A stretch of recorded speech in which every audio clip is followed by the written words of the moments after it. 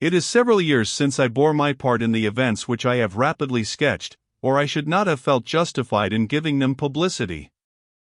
Exactly how many years, for reasons which should be sufficiently obvious, I must decline to say. Marjorie Linden still lives. The spark of life which was left in her, when she was extricated from among the debris of the wrecked express, was fanned again into flame. Her restoration was, however, not merely an affair of weeks or months, it was a matter of years. I believe that, even after her physical powers were completely restored, in itself a tedious task, she was for something like 3 years under medical supervision as a lunatic. But all that skill and money could do was done, and in course of time, the great healer, the results were entirely satisfactory.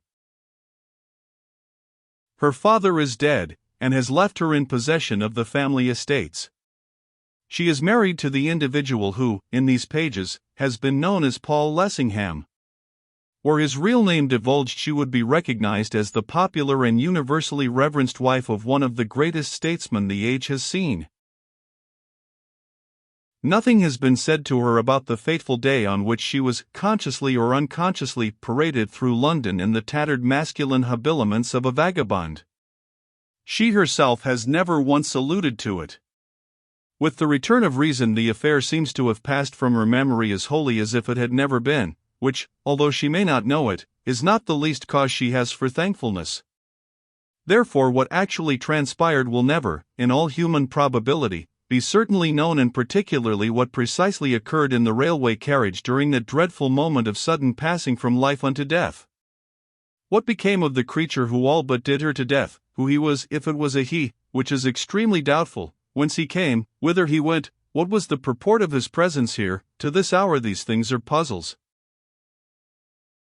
Paul Lessingham has not since been troubled by his old tormentor. He has ceased to be a haunted man. Nonetheless, he continues to have what seems to be a constitutional disrelish for the subject of beetles, nor can he himself be induced to speak of them. Should they be mentioned in a general conversation, should he be unable to immediately bring about a change of theme, he will, if possible, get up and leave the room. More, on this point he and his wife are one. The fact may not be generally known, but it is so. Also, I have reason to believe that there still are moments in which he harks back, with something like physical shrinking, to that awful nightmare of the past, and in which he prays God, that as it is distant from him now, so may it be kept far off from him forever. Before closing, one matter may be casually mentioned. The tale has never been told, but I have unimpeachable authority for its authenticity. During the recent expeditionary advance towards Dongola, a body of native troops which was encamped at a remote spot in the desert was aroused one night by what seemed to be the sound of a loud explosion. The next morning, at a distance of about a couple of miles from the camp, a huge hole was discovered in the ground, as if blasting operations, on an enormous scale, had recently been carried on. In the hole itself, and round about it, were found fragments of what seemed bodies. Credible witnesses have assured me that they were bodies neither of men nor women, but of creatures of some monstrous growth. I prefer to believe, since no scientific examination of the remains took place, that these witnesses ignorantly, though innocently, erred. One thing is sure. Numerous pieces, both of stone and of metal, were seen, which went far to suggest that some curious subterranean building had been blown up by the force of the explosion. Especially were there portions of molded metal which seemed to belong to what must have been an immense bronze statue. There were picked up also more than a dozen replicas in bronze of the whilom sacred scarabaeus. That the den of demons described by Paul Lessingham had, that night, at last come to an end, and that these things which lay scattered, here and there, on that treeless plain, were the evidences of its final destruction, is not a hypothesis which I should care to advance with any degree of certainty. But, putting this and that together, the facts seem to point that way, and it is a consummation devoutly to be desired.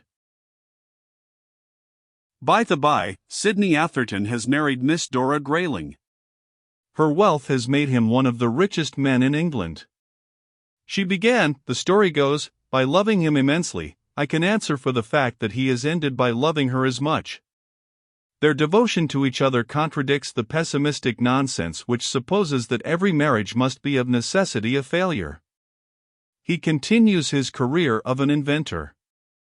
His investigations into the subject of aerial flight, which have brought the flying machine within the range of practical politics, are on everybody's tongue. The best man at Atherton's wedding was Percy Woodville, now the Earl of Barnes. Within 6 months afterwards he married one of Mrs. Atherton's bridesmaids. It was never certainly shown how Robert Holt came to his end. At the inquest the coroner's jury was content to return a verdict of died of exhaustion. He lies buried in Kensal Green Cemetery, under a handsome tombstone, the cost of which, had he had it in his pockets, might have indefinitely prolonged his days. It should be mentioned that that portion of this strange history which purports to be the surprising narration of Robert Holt was compiled from the statements which Holt made to Atherton, and to Miss Linden, as she then was, when, a mud-stained, shattered derelict he lay at the lady's father's house. Miss Linden's contribution towards the elucidation of the mystery was written with her own hand. After her physical strength had come back to her, and, while mentally, she still hovered between the darkness and the light, her one relaxation was writing. Although she would never speak of what she had written, it was found that her theme was always the same. She confided to pen and paper what she would not speak of with her lips. She told, and retold again, the story of her love, and of her tribulations so far as it is contained in the present volume. Her missives invariably began and ended at the same point. They have all of them been destroyed, with one exception. That exception is herein placed before the reader. On the subject of the mystery of the Beetle I do not propose to pronounce a confident opinion. Atherton and I have talked it over many and many a time, and at the end we have got no forwarder.